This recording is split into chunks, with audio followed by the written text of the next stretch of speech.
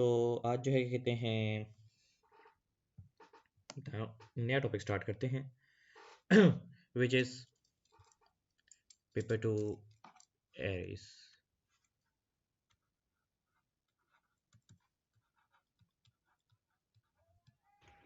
और असाइनमेंट सही किया था मैंने। जी जी, असाइनमेंट्स मैंने आपको चेक करके भेजा है, भेज दिए थे दोनों।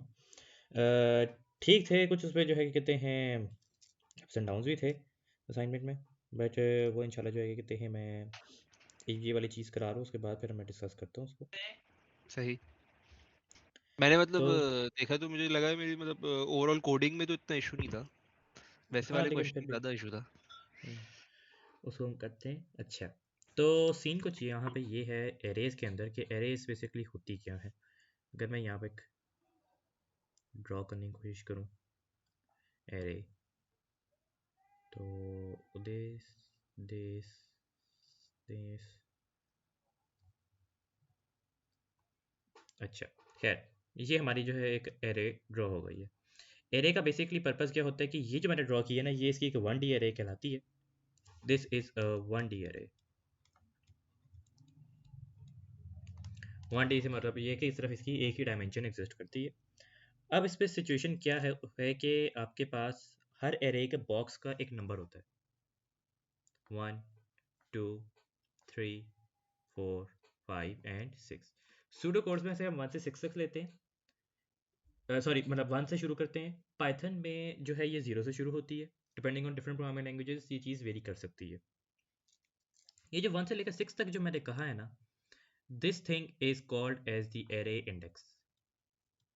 ये इसकी एक एरे इंडेक्स है कि ये कौन सा एरे का डब्बा है। जबकि ये जो एक एरे का एक डब्बा होता है, this thing is called as the element. इसमें स्टोर्ड वाली चीज़ को आप स्टोर्ड डाटा आइटम कुछ भी कह सकते हैं, उसका कोई खास एक नाम हमारे पास नहीं मौजूद। ये जो एरे मैंने बनाई है, इसको बनाने का तरीका क्या है। इसको एक डिक्लेयर किया जाता है आपके यहाँ इस स्टेटमेंट के साथ। मैंने लिखूंगा डिक्लेयर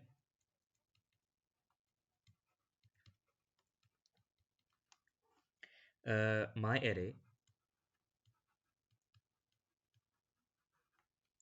अब मैंने ये एरे डिक्लेयर करनी है कहाँ से लेकर कहाँ तक, इसकी फर्स्ट इंडेक्स से लेकर 6th इंडेक्स तक, डिपेंडिंग ऑन कि आपको कितनी चाहिए।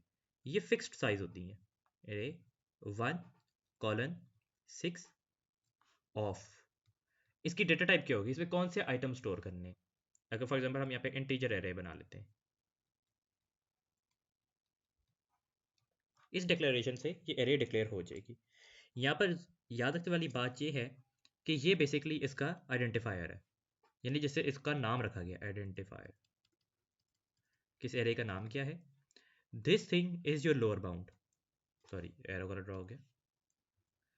ये जो 1 लिखा हुआ है ये आपका लोअर बाउंड है, और ये जो 6 लिखा हुआ है ये आपका अपर बाउंड है, यानी minimum and maximum values of the array index. और ये इसकी डेटा टाइप है। ये डेटा टाइप क्या है, ये बेसिकली डेटा टाइप है कि इस पे कौन से वैल्यू के आइटम स्टोर हो सकते हैं, इंटीजर की कौन सी वैल्यूज इस पे स्टोर हो सकती हैं। यानी कि यहाँ पे समझने की बात ये है कि integer is the only data type allowed, is the only data type that can be stored in this array। सवाए इंटीजर्स के कुछ भी इस एरे में स्टोर नहीं किया जा सकता, क्योंकि हमने इसको इंटीजर डिक्लेयर कर दिया।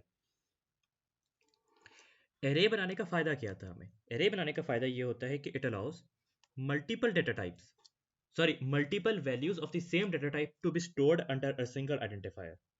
एक सिंगल वेरिएबल के अंडर हम multiple values of the same data type यहाँ पे स्टोर करते हैं। ये जो सेम डेटा टाइप में हाईलाइट कर रहा हूँ ना, इसकी एक वजह है जो कि हम आगे रिकॉर्ड डेटा टाइप में समझेंगे। लेकिन अभी यहाँ पे इसको समझो कि it allows multiple data values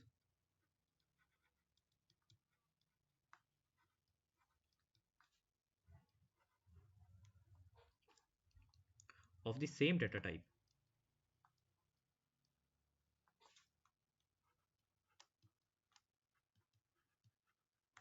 to be stored under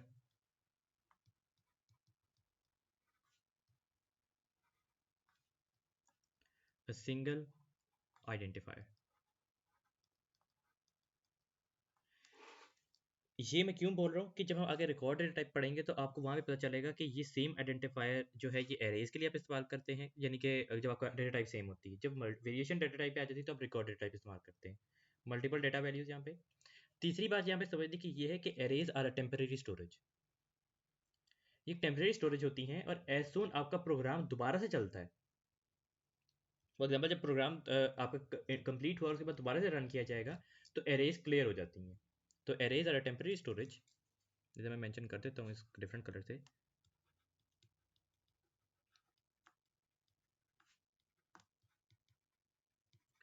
temporary storage that is cleared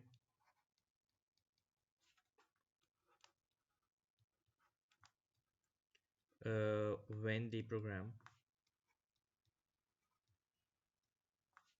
is run again or when the system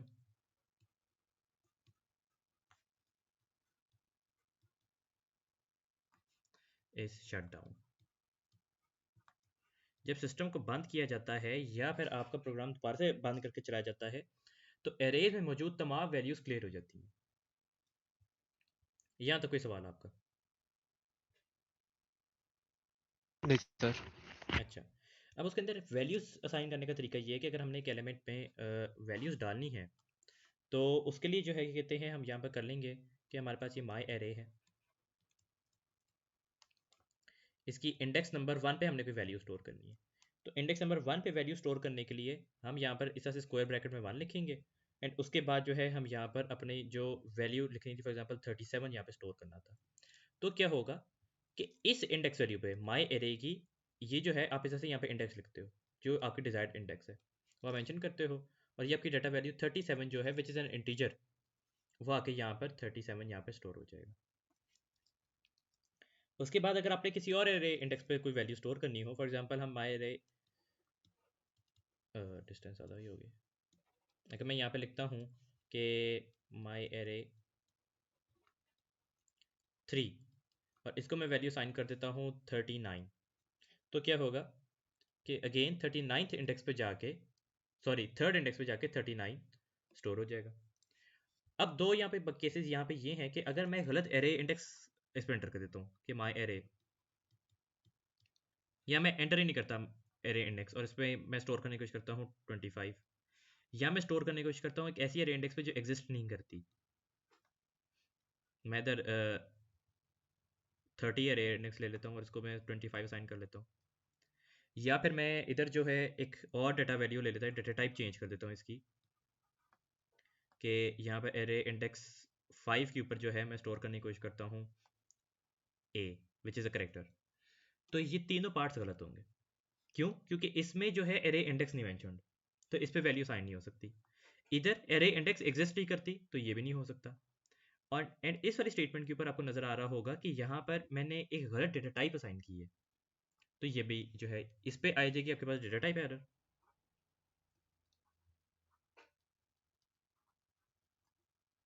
ठीक है, ये डेटा टाइप एरर है इसमें। और इस वाली में बेसिकली जो है आपके पास क्या कहते हैं, इंडेक्स आउट ऑफ रेंज है बेसिकली, कि जो एरे इंडेक्स आपने मेंशन की है वो आउट ऑफ रेंज है, वो यहाँ पर एग्जिस्ट नहीं करती है। अब इसके बाद जब आपने इसको वैल्यूज असाइन कर ली तो अगेन इस तरह से वैल्यूज असाइन करना जो है एक लंबा प्रोसीजर है। अगर आपने 500 वैल्यू 700 वैल्यूज असाइन करनी हो तो क्या 500 700 लाइन्स लिखोगे? तो वेरी इम्प्रैक्टिकल। तो इसके लिए भी आपके पास रिपीट लूप्स इस्तेमाल किए जा सकते हैं ताकि आप मल्टीपल वैल्यूज जो हैं एक लूप के अंदर जो है इसको असाइन कर सकें। फॉर एग्जांपल जो है हमने यहाँ पर क्या करना हो कि आपके पास एक एरे मौजूद हो। ठीक है, अगर मैं एक क्वेश्चन सिनेरियो के अंदर मैं बात कर लेता हूँ, वैसे तो पावर पेपर क्वेश्चन नहीं है लेकिन मैं वैसे क्वेश्चन के सिनेरियो में बात कर रहा हूँ कि an array consists of 26 elements, an array array का नाम है आपके पास character array. Character array has 26 upper case letters.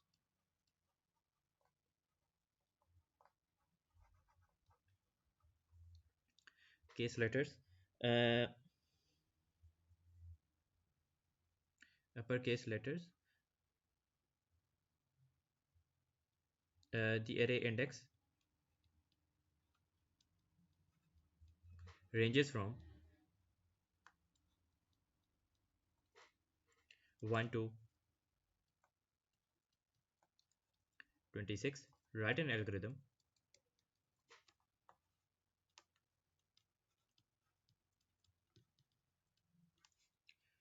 to change these uppercase letters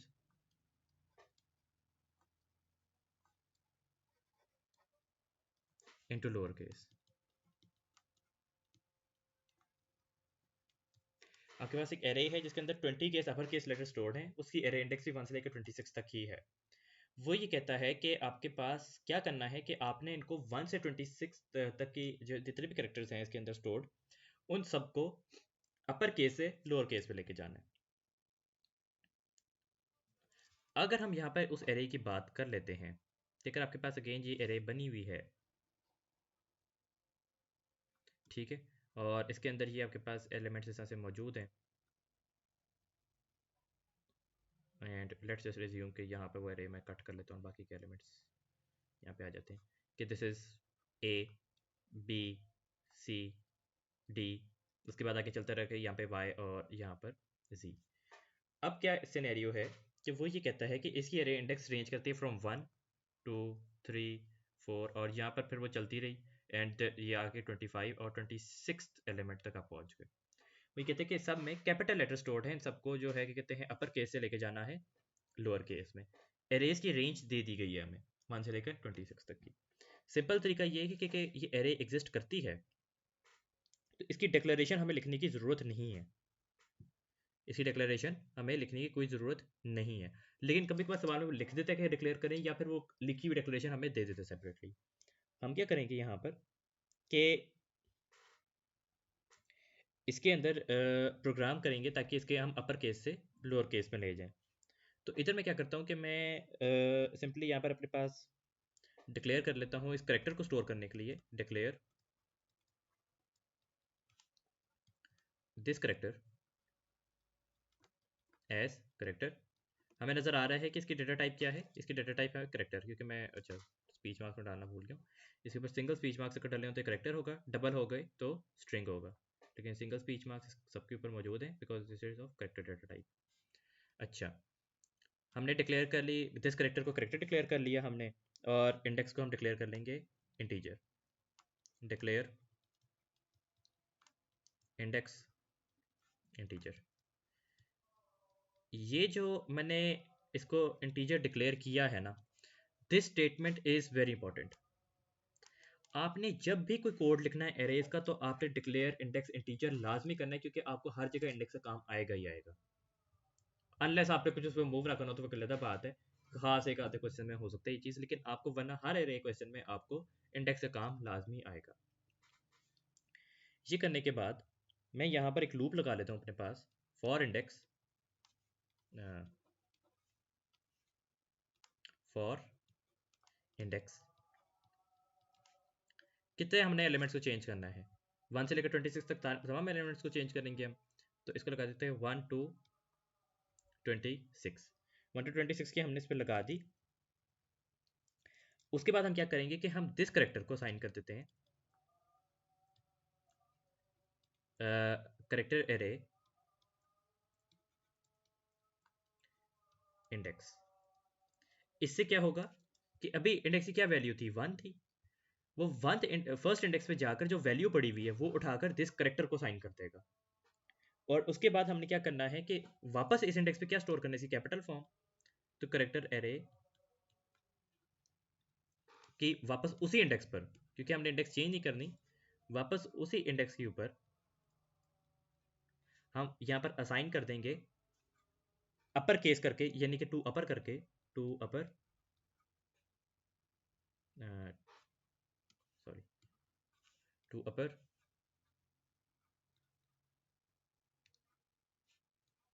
this character. और यहाँ पे डायरेक्ट नहीं कर सकते, मतलब character array index to upper character array index वगैरह? वो कर सकते हैं, मैंने बस आसान क्लियर बनाने के लिए किया, बना, यस बिल्कुल कर सकते वो हैं। कर सकते हैं कहने का मतलब है। जी जी कर सकते हैं, बिल्कुल कर सकते हैं, उसमें कोई इशू नहीं है। मैंने सिर्फ उसको अंडरस्टैंडिंग बनाने के लिए उसमें किया था। आप डायरेक्ट भी काम कर सकते हो, उसमें कोई भी इशू नहीं है। सही। उसके बाद जाके कितने इधर आपके पास आ जाएगा नेक्स्ट इंडेक्स। इसी तरह से इसको आउटपुट करने के लिए भी आप इस पे आउटपुट यूज़ कर सकते हो। आप एरे इंडेक्स इस तरह से लूप के अंदर आउटपुट भी कर सकते हो, इनपुट भी करा सकते हो वैल्यूज इस तरह से। आपके पास तमाम पॉसिबिलिटी इधर अवेलेबल होती हैं। यहाँ तक किसी भी चीज़ में आपका कोई सवाल हो? नहीं सर। अच्छा, अभी तक तो मेरे ख्याल से ओ लेवल के कॉन्सेप्ट चल रहे होंगे। हाँ ये अच्छा, बेसिक थे काफी। हाँ, खैर, उसके बाद जो है कि कहते हैं आपके पास आ जाता है दो एल्गोरिथम्स जो कि आपको पेपर में पूछे जाएंगे, एक लीनियर सर्च, एक बबल सॉर्ट। सबसे पहले हम बात कर लेते हैं लीनियर सर्च एल्गोरिथम के बारे में।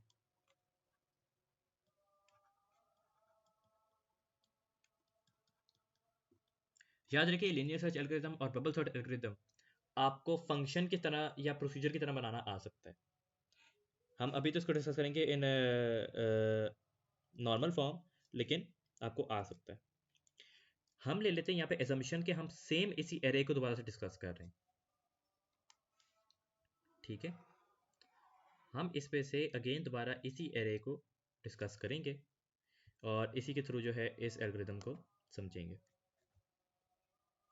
अब आपको जो है ना क्या कहते हैं, ए लेवल ओ लेवल में तो मेरे ख्याल से शायद इसकी एक ही वेरिएशन पढ़ाई जाती है, लेकिन एग्जाम में 3 से 4 किस्म से इसको घुमा के दिया गया था। 3 किस्मों में आता है ये। एक आपको ये आता है काउंटर कंट्रोल लूप के साथ, एक ही आपको आती है कंडीशनल लूप के साथ, और एक आपको आई भी है, आज तक सिर्फ एक दफ़ा उसने पेपर में दी थी, वो थी रिवर्स ऑर्डर में सर्च। ये तीन आपको आ सकती हैं। तो इन तीनों को डिस्कस कर लेते हैं। सबसे पहले अगर हम यहाँ पे लीनियर की बात करें कि लीनियर सर्च एल्गोरिथम होता क्या है, इसका बेसिक पर्पस ये होता है टू सर्च अ वैल्यू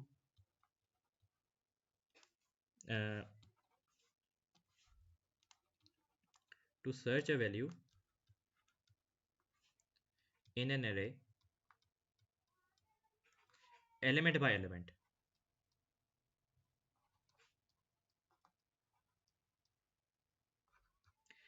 हर एक एलिमेंट को बारी बारी ये चेक करता है ये एल्गोरिथम, और फिर देखता है कि उसको जब वो वैल्यू मिल जाती है तो वो उसके कहते हैं आउटपुट कर देता है।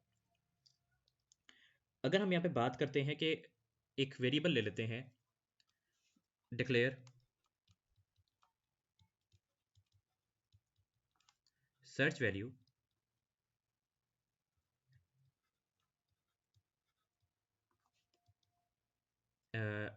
इसी डेटा टाइप की सर्च वैल्यू होगी ना ऑफ कोर्स, उसके अलावा तो कुछ यहाँ पे सर्च किया नहीं जा सकता, कि ये आपकी होगी character data type, declare search value character.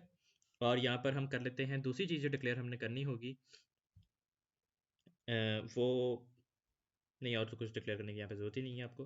एक आपके पास सर्च वैल्यू यहाँ पे आ जाती है। उसके बाद आप ये यूज़र से इंपोर्ट भी करा सकते हो सर्च वैल्यू, या फिर इसको खुद से वैल्यू खुद से साइन भी कर सकते हो।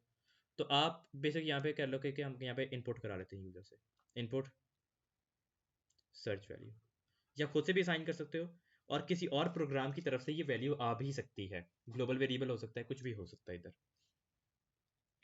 सर्च वैल्यू करने के बाद जो है, मैं यहाँ पर क्या कहते हैं अपने पास लूप बना लेता हूँ। पहले हम बात करते हैं यहाँ पे फॉर लूप के साथ कोड, कि फॉर लूप में ये किस तरह से लिखी जाती है। फॉर लूप में सबसे ज़्यादा ईजी होती है लिखना। आप सिंपली यहाँ पे लगाते हो फॉर इंडेक्स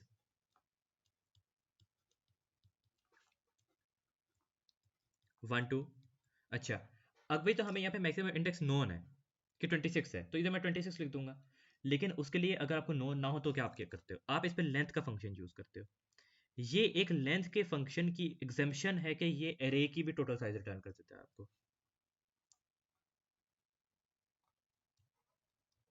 इससे क्या होगा कि इस जगह पे क्या आएगा बेसिकली, ये पूरी चीज़ जो है रिप्लेस हो जाएगी विद 26।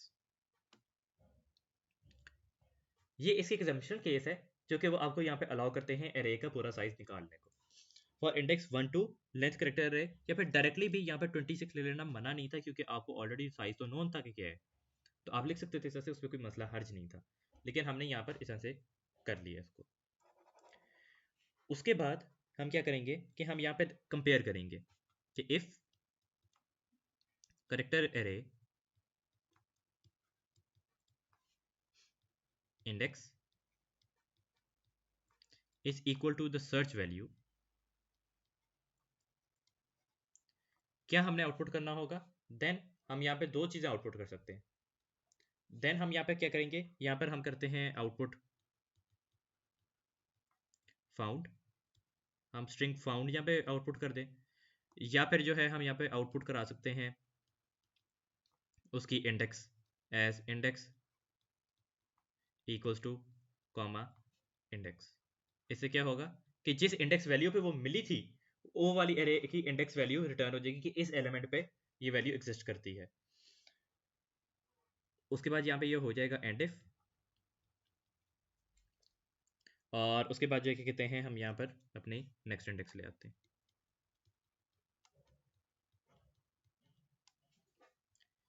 यहाँ तक कोई आपका सवाल इसमें? Nope. अच्छा, अब इसमें समझो कि इसमें मसला क्या है। फॉर लूप में मसला ये है कि अगर for example letter E search करना था, सर्च वैल्यू उसने दे दी हमें लेटर ई, स्क्रीन पे क्या लगा हुआ है, लेटर ई उसने हमें सर्च करने को दे दिया। हम ये बात जानते हैं कि लेटर ई जो है हमें इंडेक्स नंबर 5 पे मिल जाएगा।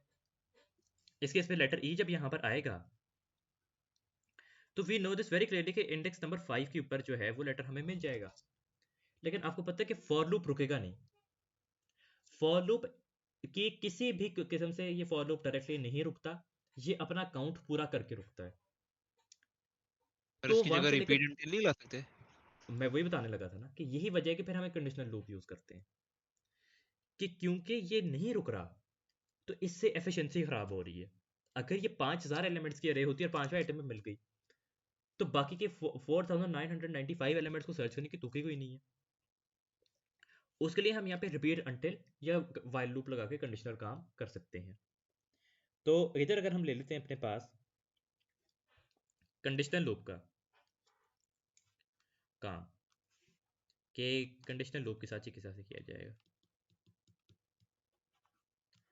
तो कंडीशनल लूप पे जब आपने करना है ना, तो आपने एक एडिट वेरिएबल डिक्लेयर करना होगा। इसके लिए आपको यहाँ पे डिक्लेयर करना पड़ेगा फाउंड स्टेटस,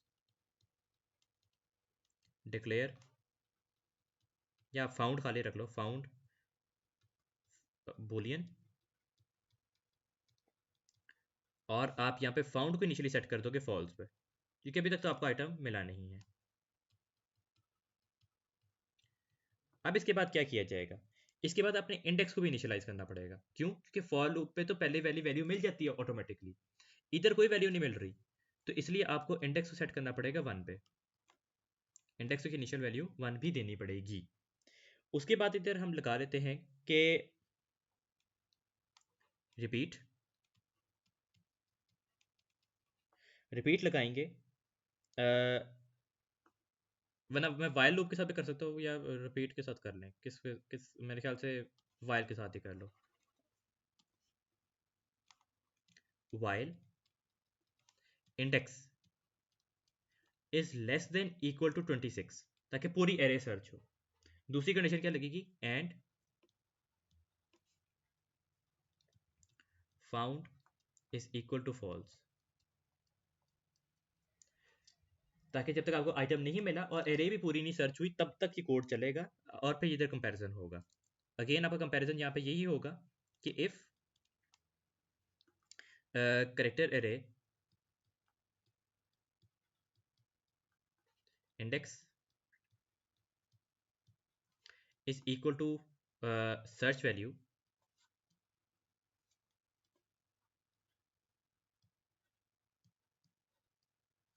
देन क्या करेंगे हम, देन हम फाउंड को कर देंगे ट्रू, नहीं फाउंड को बाद में ट्रू करेंगे, पहले हम आउटपुट कर देते हैं इंडेक्स को, आउटपुट इंडेक्स, इससे उसकी इंडेक्स आउटपुट हो जाएगी, और उसके बाद हम फाउंड को ट्रू कर देंगे।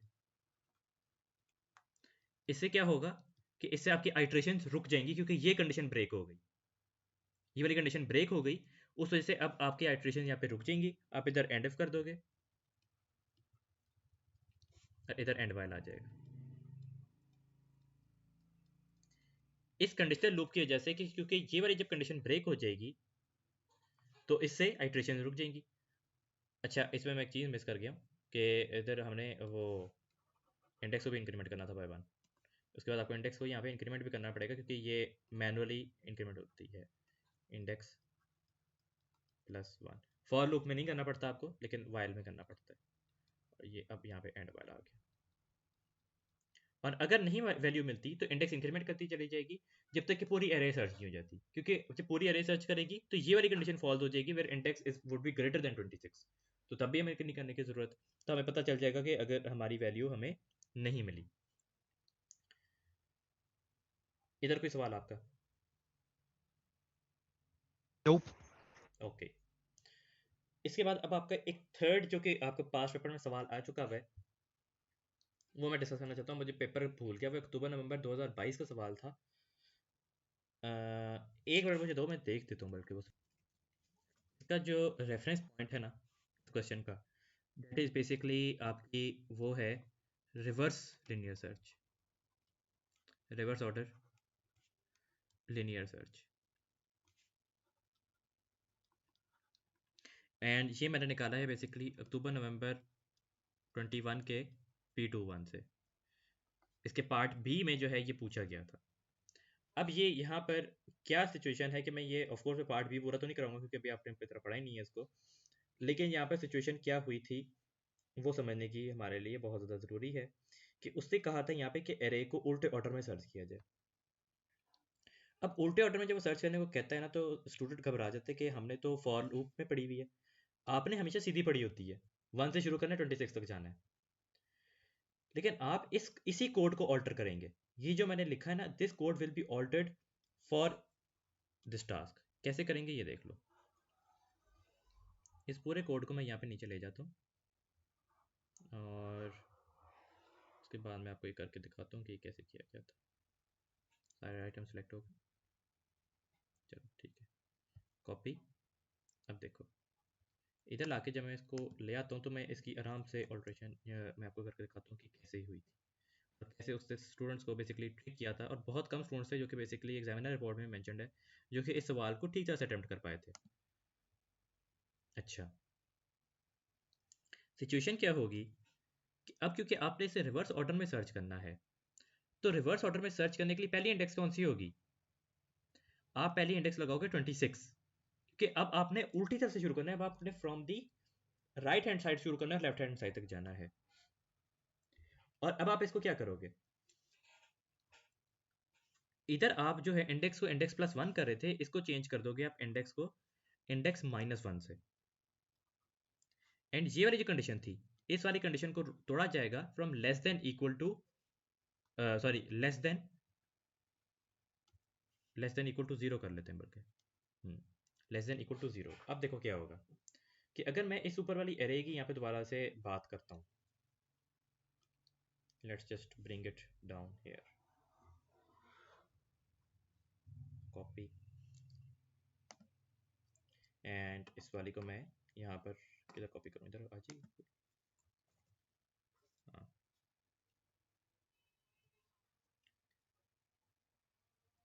अब देखो होगा क्या, सिनेरियो ये है आपके पास कि सबसे पहले एरे इंडेक्स सर ये 26 चेक होगी। इंडेक्स तो ग्रेटर देन इक्वल टू नहीं होगा जीरो?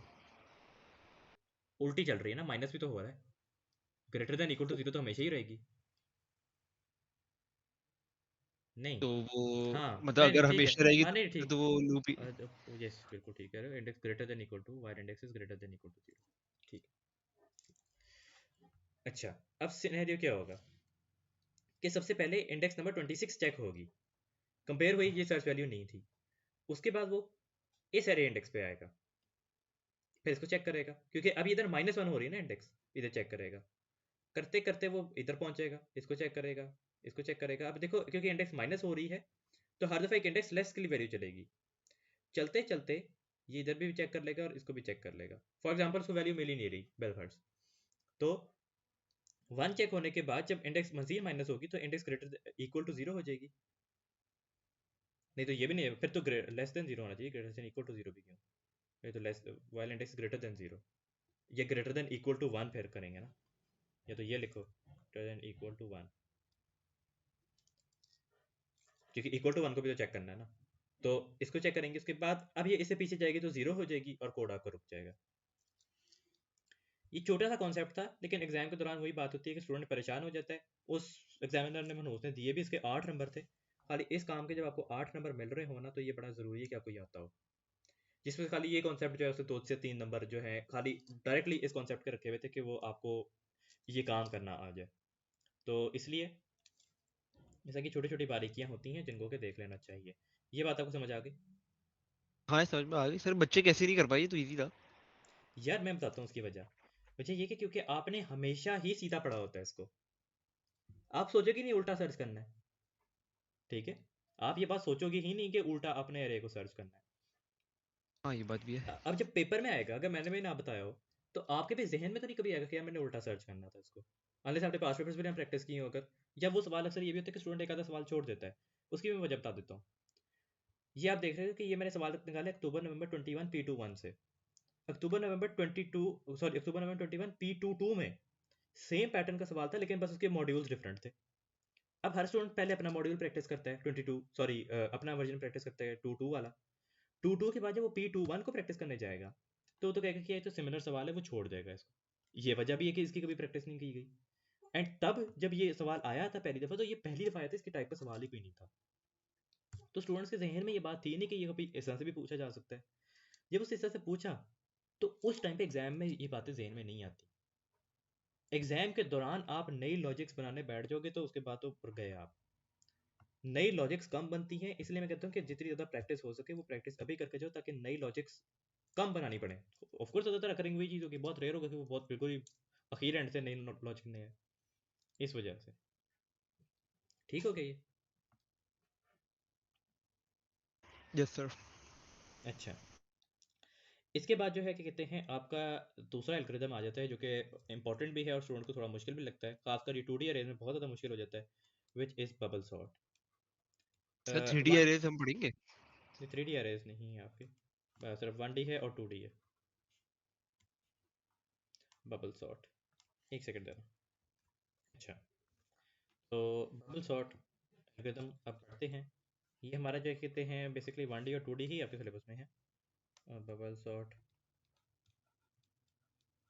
Algorithm,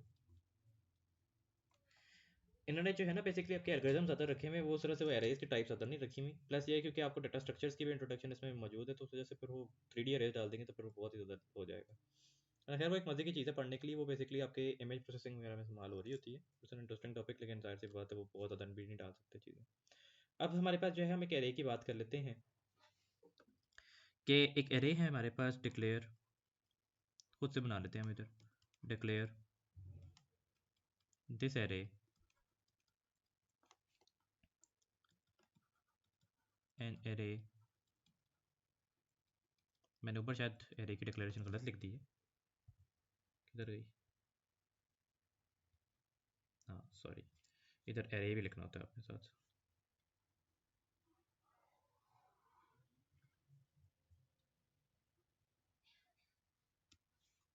my bad.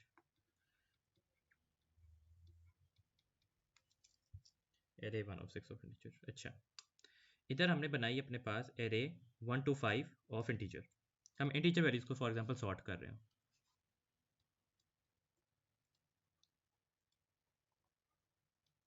याद रहे कि आपको जो सॉर्टिंग मोस्टली आ सकती है ना, वो आपको इंटीजर्स पे आ सकती है, रियल वैल्यूज़ पे आ सकती है, करेक्टर वैल्यूज़ पे आ सकती है, स्ट्रिंग्स पे। स्ट्रिंग की तो खैर नहीं आती वैसे मोस्टली, क्योंकि बहुत ज़्यादा टेक्निकल हो जाती है, लेकिन मेरे यहाँ स्ट्रिंग पे शायद आ जाए, लेकिन हम उसको इंशाल्लाह डिस्कस कर लेंगे कि वो कैसे की जाती है।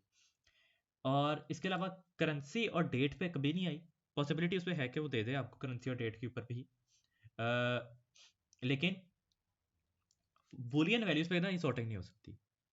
बूलियन वैल्यूज़ पे इसलिए नहीं सॉर्टिंग हो सकती क्योंकि boolean values is enumerated data type, जिसके सिर्फ दो पॉसिबल वैल्यूज़ हैं, ट्रू एंड फॉल्स। वे ट्रू और फॉल्स इक्वल स्टेटस रखते हैं एक दूसरे के, इस वजह से उसकी कोई सॉर्टिंग पॉसिबल नहीं है कि आप किसी एक वैल्यू को छोटा और एक वैल्यू को बड़ा कहें, वो दोनों वैल्यूज इक्वल हैं तो उसकी सॉर्टिंग पॉसिबल नहीं होती है फॉर बूलियन एरे। अब इधर एक एरे की बात करें अगर हम कि वो एरे जो है हमारे पास है of 5 elements 1 2 3 4 एंड अच्छे नहीं बने यार, एक सेकंड नीट सा बना लेते हैं थोड़ा सा, एक सेकंड 1 2 3 अब यार वो क्यों बन गए, छोड़ो यार।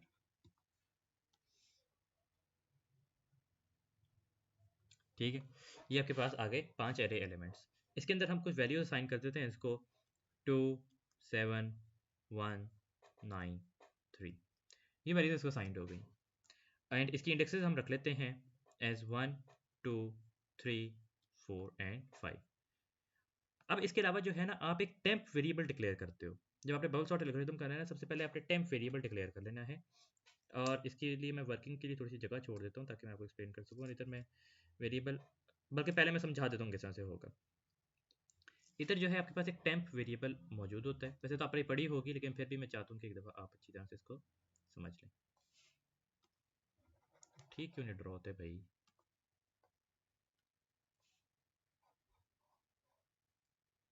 हाँ, अच्छा, ये टेम्प वेरिएबल है हमारे पास। सबसे पहले क्या होगा कि ये जो आइटम्स हैं आपके पास, ये से चेक किए जाएंगे 2 7 1 9 3, और कोड आपका शुरू होगा इंडेक्स नंबर 1 से। वो देखेगा क्या ये इंडेक्स की वैल्यू, जो इंडेक्स नंबर 1 की वैल्यू, क्या ये इंडेक्स प्लस 1 से ग्रेटर है या लेस है। फॉर एग्जांपल हमने इसको सॉर्ट करना है असेंडिंग ऑर्डर, असेंडिंग ऑर्डर में इसको सॉर्ट करना है। तो इसके लिए देखा जाए क्या ये इंडेक्स जो है इससे अपनी नेक्स्ट वाली इंडेक्स से छोटी तो नहीं है, नहीं है तो बराबर है, तो ठीक है, इसको कुछ नहीं किया जाएगा। उसके बाद इस वाली चीज़ को उठाया जाएगा कि क्या ये वाली इंडेक्स, इंडेक्स नंबर 2 जो है, क्या इंडेक्स नंबर 3 पे पड़ी हुई वैल्यू से छोटी है या बड़ी है। तो ये तो इंडेक्स नंबर 3 छोटी है। जब ये छोटी है तो इसकी स्वैपिंग होगी। कैसे स्वैपिंग होगी कि 7 को उठाकर आपकी टेम्प में डाला जाएगा। उसके बाद जो है क्या कहते हैं 1 इसकी जगह पर आ जाएगा। और ये टेम्प वाली वैल्यू जो है यहाँ पे बेसिकली जो है टेम्प से वैल्यू बुलाई जाएगी, और टेम्प वाली वैल्यू जो है इस पे आकर यहाँ पे स्टोर हो जाएगी। ये 7 आके इधर स्टोर होगा, उसके बाद 1 इधर आ जाएगा और टेम्प इधर आ जाएगा। इन शॉर्ट ये जो है एक बबल हुई है वैल्यूज, और एक बबल के अंदर जो है इनकी स्वैपिंग हुई थी। नेक्स्ट टाइम क्या ऑर्डर बन जाएगा आपके पास, नेक्स्ट टाइम जिसका ऑर्डर बनेगा दैट वुड बी, मेरे पास हम ये 7 था और ये 1 था, तो अगली दफ़ा जो वैल्यूज़ हैं वो आपके पास बन चुकी होंगी 2 1 7 9 3। उसके बाद फिर से कंपैरिजन होगा, क्या ये वाली वैल्यू इंडेक्स नंबर 3 की वैल्यू क्या इंडेक्स नंबर 4 की वैल्यू से जो है कितनी छोटी है बड़ी है, तो ये तो छोटी है, इसकी स्वैपिंग नहीं होगी। क्या इंडेक्स नंबर 4 की वैल्यू जो है इंडेक्स नंबर 5 की वैल्यू से छोटी है या बड़ी, तो इंडेक्स नंबर 5 की छोटी है, तो इसकी फिर से स्वैपिंग होगी। इन शॉर्ट ये है कि पहले 9 को जो है उठाकर आपका टेम्प में डाला जाएगा, 9 को टेम्प में डालने के बाद 3 यहाँ पर ले आया जाएगा, और टेम्प वाली वैल्यू यहाँ पे कॉपी हो जाएगी, यानी कि ये दोनों आपस में स्वैप हो जाएंगी। जब ये दोनों आपस में स्वैप हो जाएंगी तो नेक्स्ट टाइम आपका ऑर्डर क्या बन चुका होगा 2 1 7 3 9। अब इधर आने के बाद ये फिर से दोबारा से शुरू करेगा कि क्या ये वाली वैल्यू और ये वाली वैल्यू जो है आर दीज वैल्यूज सेम और डिफरेंट। सॉरी, मतलब ये कि क्या 2 जो है वो इंडेक्स नंबर 2 की वैल्यू क्या इंडेक्स नंबर 1 से छोटी है बड़ी, तो ये तो छोटी है, इनकी भी स्वैपिंग हो जाएगी, ये इधर आ जाएगी, ये इधर आ जाएगी। गर्ज देखिए ये जो दो वैल्यूज है ना, ये बबल में है और ये बबल होकर सॉर्ट हो रही हैं। तो ये 1 2 7 3 एंड 9 हो जाएगी। अगली दफ़ा जो है वैल्यू इनको चेक किया जाएगा कि 2 और 7 जो है, क्या है 7 तो बड़ा है 2 छोटा है, तो कोई मसला नहीं है। फिर 7 और 3 को चेक किया जाएगा, 3 छोटा है 7 बड़ा है, तो फिर अब इनकी स्वैपिंग होगी। 7 जाएगा टेम्प में, 3 जो है इसकी जगह पे आ जाएगा, और 7 इसकी जगह, और टेम्प वाली वैल्यू जो है इधर लिख दी जाएगी। अगली दफ़ा जो ऑर्डर है वो बनेगा आपके पास 1 2 7 3 9, ये सॉर्ट हो जाएगी और ये कोड आकर यहाँ पर रुक जाएगा। ये जो है आपका टोटल बबल सॉर्ट का काम होता है। ये 7 और 3 कॉन्सेप्ट, स्टॉप हो गए। सॉरी हाँ एक दफ़ा, हाँ तो वो मैंने उल्टा उसी तरह लिख दिया। तो ये 3 और 9 आ गया, और ये अब आ गया 579, ये पूरी की पूरी एरे आपकी सॉर्ट हो गई। अब इसका कोड लिख लेते हैं। कोड लिखने के लिए बड़ा आसान तरीका है, क्योंकि स्टेप वाइज कोड को याद रखें। अक्सर स्टूडेंट्स को कंफ्यूज करते हैं कि सर ये हमें याद नहीं रहता। इसको याद रख लो, क्योंकि पेपर में इसी तरह ही आना है, इसकी वेरिएशन कोई ज़्यादा होती नहीं है। तो इधर आप कर लेते हैं डिक्लेयर टेम्प। सबसे पहले टेम्प डिक्लेयर करना है। टेम्प की वही डेटा टाइप रखनी है जो एरे की डेटा टाइप थी, क्योंकि वैल्यूज हम कॉपी करके टेम्परेरी तौर पर स्टोर करनी है। ये इंटीजर हो जाएगी।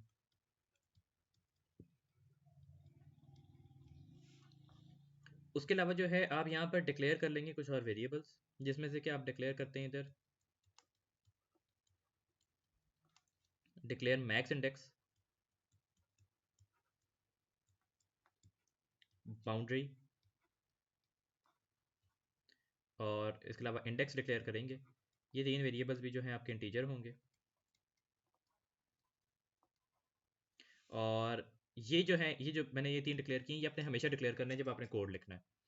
और आपने डिक्लेयर करना है यहाँ पर उसके बाद स्वैप्स वेरिएबल, डिक्लेयर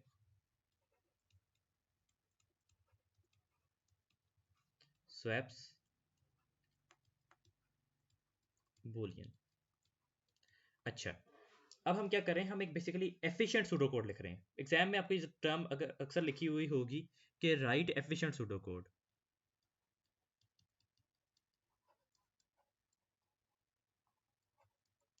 तो जो हम लिख रहे हैं ना, ये एफिशिएंट ही है। तो कोई नॉन एफिशिएंट करने का मैं तरीका बता दूंगा, जस्ट इन केस वो कोई इस तरह की हरकत करते थे कि वो कहते थे कि जी नॉन एफिशिएंट लिखें। अब मेरा नहीं ख्याल से वो कहेगा, लेकिन अगर वो कह देता है तो I will just tell you the way कि आप इसको कैसे करें। लेकिन अभी हम एफिशिएंट सूडो कोड को डिस्कस करते हैं। सबसे पहले क्या होगा कि ये जो वेरिएबल्स हैं इनको इनिशियलाइज करने के लिए आप इंडेक्स को सेट कर दो कि 1 पे। इंडेक्स को हमने सेट कर दिया 1 पे, क्योंकि इंडेक्स नंबर 1 से हम शुरू कर रहे हैं। मैक्स इंडेक्स क्या होगी? मैक्स इंडेक्स आपकी होगी length of array. Length of array थी दिस एरे। और बाउंड्री क्या होगी? बाउंड्री आपकी सेट होगी मैक्स इंडेक्स -1, यानी कि उससे एक लेस के लिए चलेगी। अच्छा, बाउंड्री का पर्पस क्या है? बाउंड्री का पर्पस ये है कि ये वो बेसिकली वो बबल क्रिएट करे जिसके साथ किसने वैल्यूज कंपेयर करनी होती है। तो ये बाउंड्री रिड्यूस होते होते होते होते आपकी वैल्यू जब एक दफ़ा आके सॉर्ट हो जाती है तो फिर ये लूप रुक जाता है। अच्छा, अब आप क्या करेंगे कि आप यहाँ पे रिपीट एंड टेल लगाएंगे ताकि आप एफिशिएंसी अचीव कर सकें। आप यहाँ पे लगाएंगे रिपीट। रिपीट लगाने के बाद जो है आप सबसे पहले स्वैप्स को फॉल्स कर देंगे, क्योंकि अभी तक कोई स्वैपिंग नहीं हुई। फॉल्स। उसके बाद आप क्या करेंगे कि आप इधर लूप लगाते हैं for index 1 to boundary. Boundary तक के लिए आप ये लगाएंगे। उसके बाद आपने कंपैरिजन करना है कि इफ दिस एरे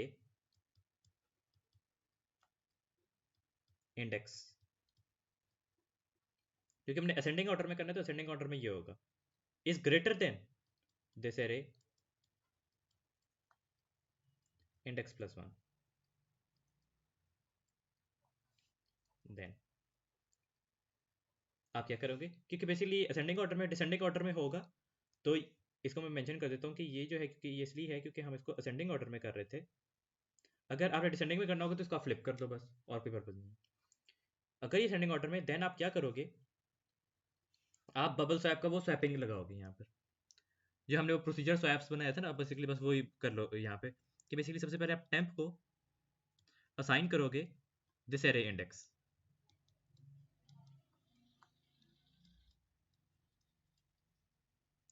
क्या होगा कि जिस तरह से यहाँ पर जो वैल्यू थी 7, ये टेम्प में आकर स्टोर हो जाएगी। उसके बाद क्या करोगे कि आप वो जो 1 था उसको उसकी नई इंडेक्स पे लिखोगे, दिस एरे इंडेक्स को आप असाइन कर दोगे यहाँ पर। उसके बाद यानी कि वो जगह खाली हो गई है, तो उसके बाद आप कर सकते हो दिस एरे इंडेक्स +1।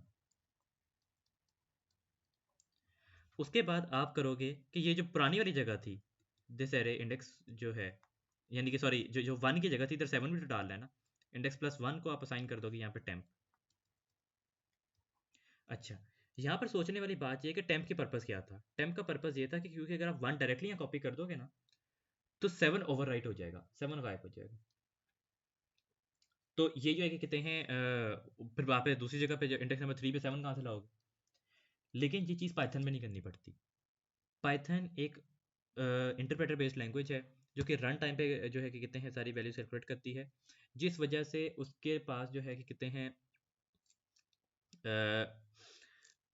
इसकी ज़रूरत नहीं पड़ती उसको। वो डायनामिकली टाइप प्रोग्रामिंग लैंग्वेज है, वो खुद समझ लेते हैं कि वेरिएबल स्वैप हो रहे हैं, वो उसको ऑटोमेटिकली टाइम स्टोरेज बनाकर कर लेती है, हमें वो करना नहीं पड़ता, वो ईजी काम है उसमें बहुत ज़्यादा।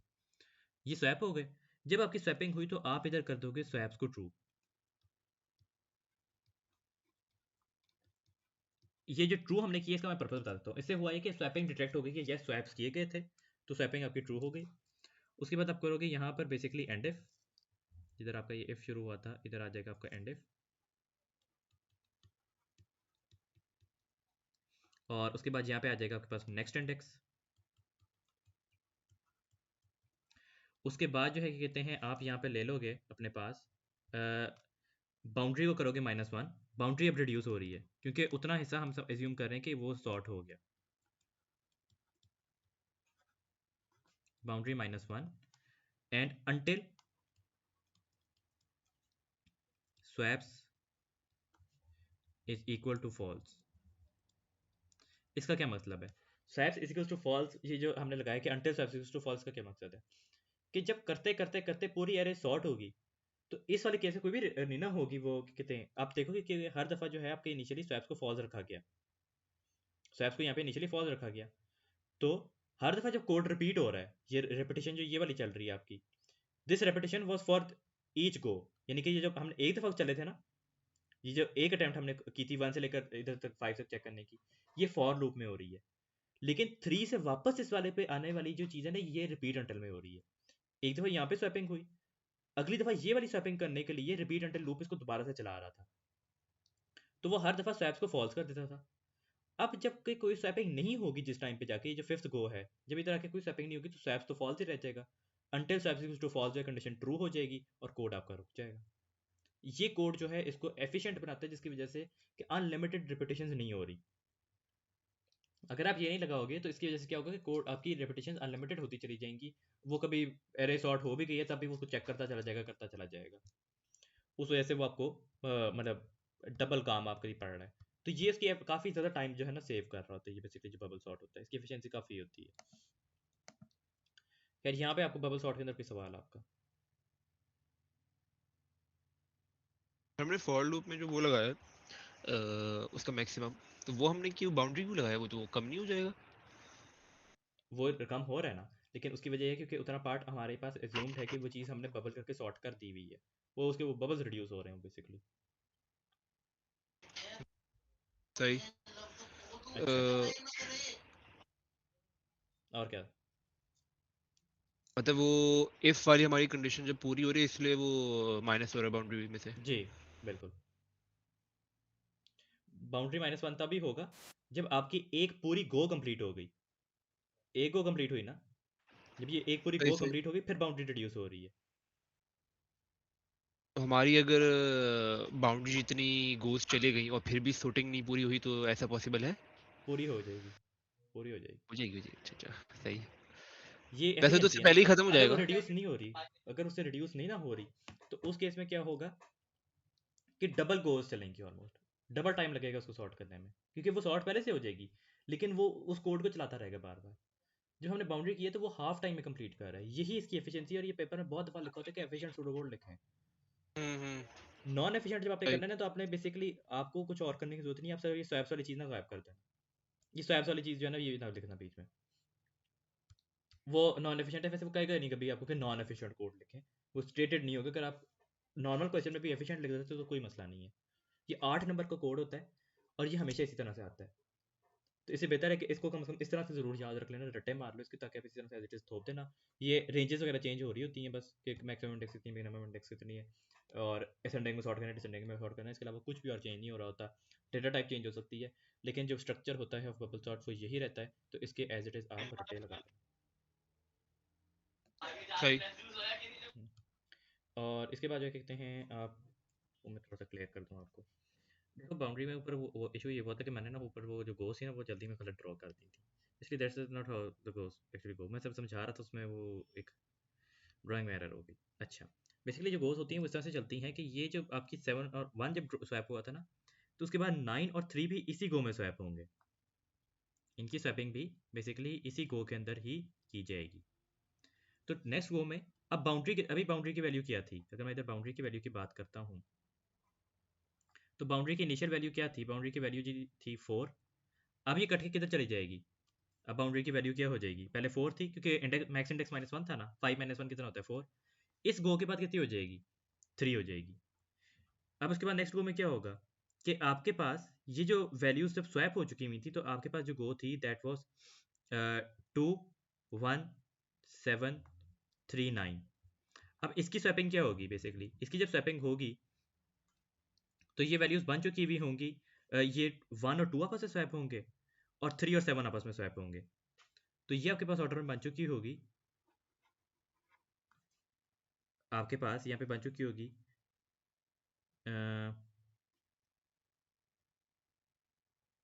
अच्छा ये तो एक ही गो में वैसे स्वैप हो जाएगी 1 2 3 7 एंड 9। इस केस में तो ये देखो क्योंकि ये एक ही गो में स्वैप हुई थी इसकी, क्योंकि यहाँ पे नहीं ना रुकेगी। देखो अगर आप इस कोड को देखो तो फॉर इंडेक्स 1 2 बाउंड्री लगाया गया था कि इसके बाद चलने के बाद इंडेक्स ने नेक्स्ट वेरिएबल को तो चेक करना है, वेरिएबल 3 और 4 को भी, तो वो इसी गो में चेक करेगा। तो बाउंड्री सिर्फ 3 तक ही गई और एरे आपकी स्वैप हो चुकी हुई है। अच्छा अब देखो कि होगा क्या कि क्योंकि हमने अगर हमने स्वैप वेरिएबल वो स्वैप्स वाला हमने ना इस्तेमाल किया होता तो उसके बाद ये इसको रिड्यूस करता, फिर ये 2 पे जाती बाउंड्री, बाउंड्री फिर जाती 2 पे एंड वो फिर से इस गो को चलाता, फिर ये 1 2 3 7 9 होता। वो फिर से इस गो को चलाता, फिर ये उसके बाद रिड्यूस होती 1 पर और फिर से गो चलती, ठीक है 1 2 3 7 9। उसके बाद बाउंड्री 0 होती और तब जाके आपका कोड रुकता। हालांकि आपने देखा था कि ये एक ही गो में स्वैप हो गया था, इसने बेसिकली एक ही गो में स्वैप हो जाना था। इसकी एफिशिएंसी ये थी कि जब हमने उस पर लगा दिया वो क्या कहते हैं आपका जो था,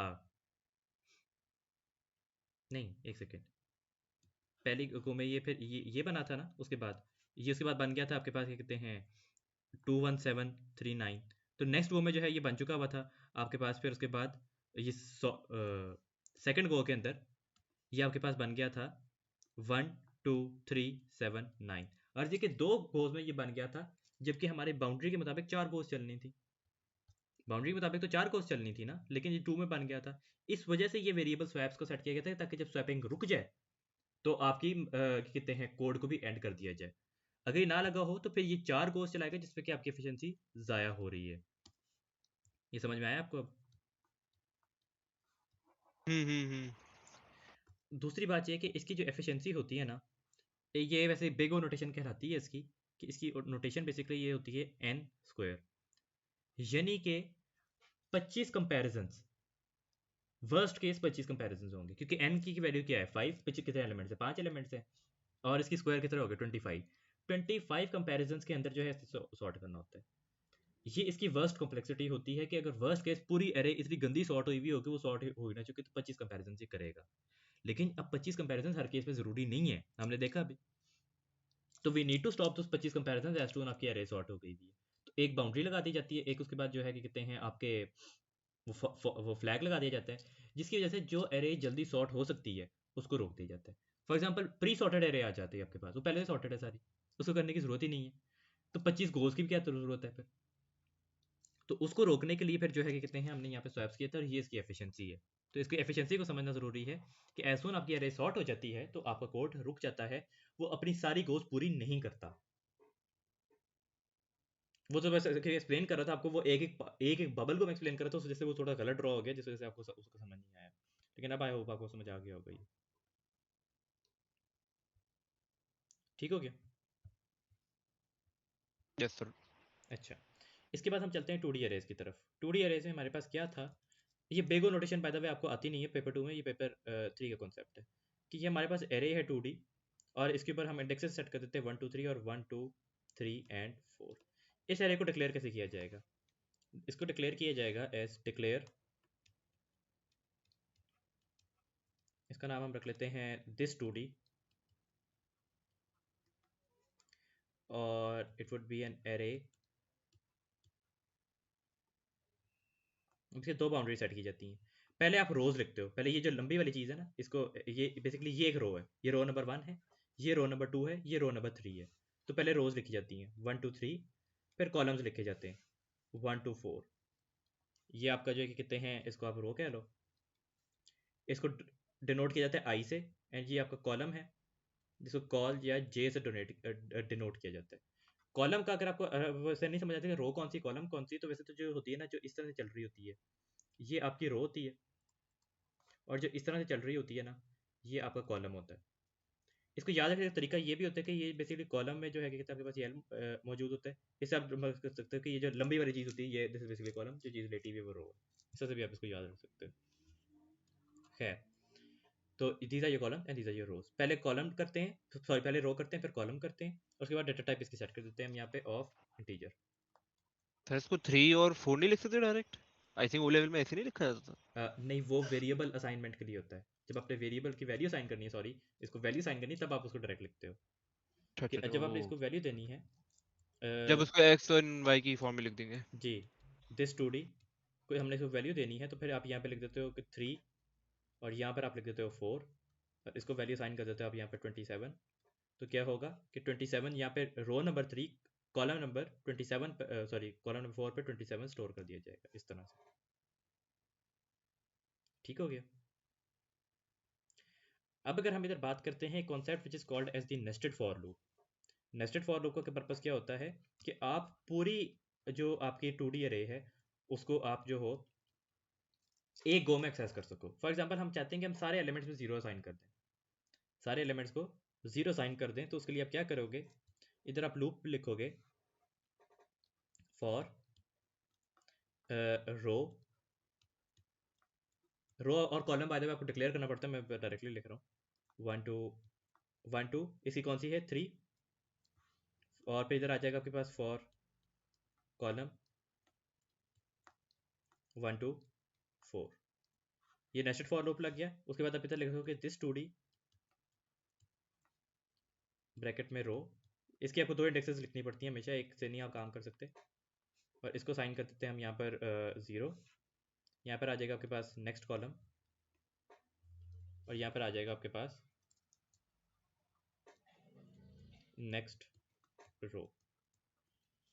ये ऐसे एक नेस्टेड फॉर लूप होता है, जिसकी वजह से ये एक सिंगल गो में जब ये एग्जीक्यूट होगा, तो पहले आपके पास रो 1 सेट हुई होगी, पहली गो में रो 1 सेट होगी, और कॉलम 1 2 4। तो क्या होगा कि रो 1 कॉलम 1 से लेकर 4 तक यहाँ पर 0 0 0 0। उसके बाद कॉलम 2, फिर रो 1 से 4 0 0 0 0, फिर कॉलम रो नंबर 3 कॉलम 0 0 0, और ये वैल्यू ओवरराइट हो जाएगी टू 0। इस ऐसे चलेगा। ठीक हो गया, समझ आ गया। जी सर। अच्छा, उसके बाद जो है कहते हैं हम इसके अंदर बात कर लेते हैं अपने पास लीनियर सर्च और बबल सॉर्ट की। इसका बबल सॉर्ट बहुत कॉम्प्लेक्स है। इसका लीनियर सर्च और बबल सॉर्ट था ओ लेवल में। I think sir linear search भी था और बबल सूट भी था, अगर मुझे याद आ रहा है, जो ऐसे कंफर्म नहीं है बट मुझे जो याद आ रहा है थोड़ा बहुत। यार अगर ये था तो फिर पढ़ क्या रहे हो इधर बैठ के फिर? लीनियर सर्च तो था, मुझे याद है, सर्च वाला अच्छा एलिमेंट जो था। बबल सूट का मुझे कंफर्म नहीं पता। अच्छा, लीनियर सर्च इन 2D अरे। 2D एरेज इसको में, तो, 2D एरेज में आई थिंक नहीं था। हाँ तो वही मैं पूछ रहा था, 2D अरेज में हाँ नहीं हाँ, था। 2D एरेज में नहीं था वही मैं शायद, कह रहा सॉरी हूँ सॉरी। असल में, क्योंकि बबल सॉर्ट आगे बहुत कॉम्प्लेक्स एल्गोरिथम है इसका। 2D एरेज को तो बहुत कम पढ़ाया था आई थिंक ओ लेवल में। अच्छा, कम पढ़ाया था या आपने कम पढ़ा था? पता नहीं सर, मुझे याद थोड़ी ना, बहुत पहले दिया था। अच्छा अच्छा, कोई बात नहीं। इधर जो है कि कहते हैं आपके पास जो है कि कहते हैं 2D अरे के लिए हमारे पास कुछ वेरिएबल्स डिक्लेयर होंगे। सबसे पहले जो है इधर हम अपने पास डिक्लेयर कर लेते हैं, डिक्लेयर रो एंड कॉलम। इधर आई जे भी ले सकते हैं इसको एज इंटीजर। उसके बाद जो है हम इधर डिक्लेयर कर लेते हैं अपने पास फाउंड, डिक्लेयर फाउंड बूलियन। और इधर तीसरा हम अपनी सर्च वैल्यू लेते हैं, डिक्लेयर सर्च वैल्यू, सर्च ही खाली लिख देते हैं इसका। और ये आप उसकी डेटा टाइप वो रखोगे जो आपके पास जो बेसिकली एरे की टाइप थी, इंटीजर। फॉर एग्जांपल हम उस ऊपर वाले एरे को ही सर्च कर रहे हूँ, उसके लिए बात है ये। अच्छा, अभी जो सीन क्या होगा कि इधर आप सबसे पहले जो है यूज़र से मांग लेते हो, यहाँ पे फॉर एग्जांपल आप यूज़र से मांग लेते हो search value, input search value, sorry search है खाली वो, तो वो अपनी सर्च वैल्यू जो भी थी वो एंटर कर देगा।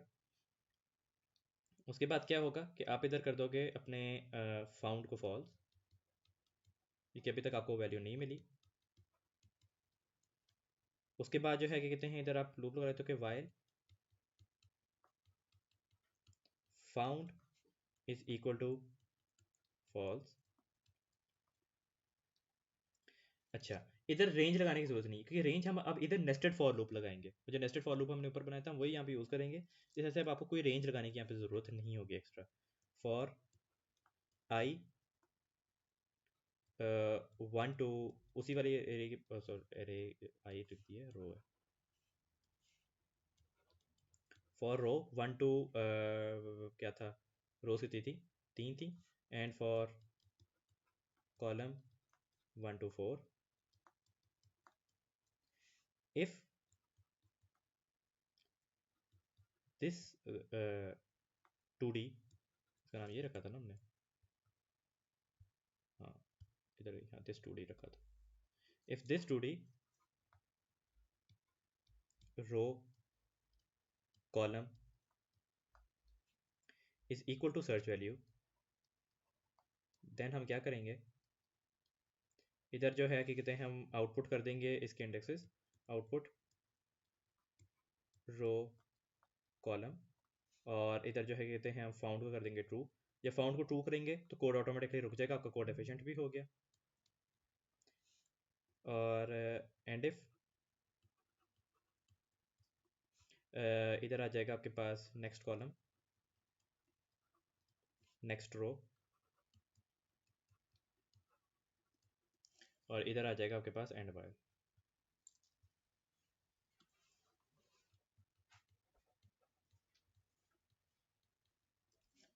ठीक हो गया ये। हम्म।